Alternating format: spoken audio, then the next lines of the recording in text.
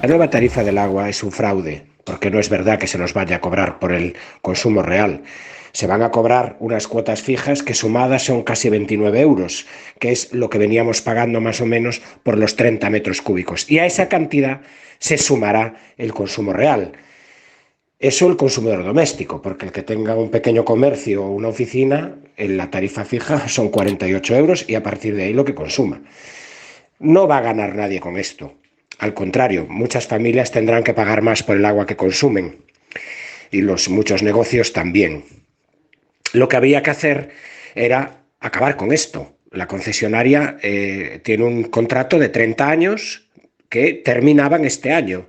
Y lo que había que hacer es una nueva concesión con otras condiciones y con otra más moderna, con más beneficios para el consumidor y más barata. Y el alcalde no ha hecho eso. El alcalde lo que va a hacer es prorrogar y para eso hace una ordenanza para el año que viene que garantiza que sigamos pagando lo mismo o más. Y no puede ser. Lo que se tiene que hacer es hacer un contrato de concesión nuevo,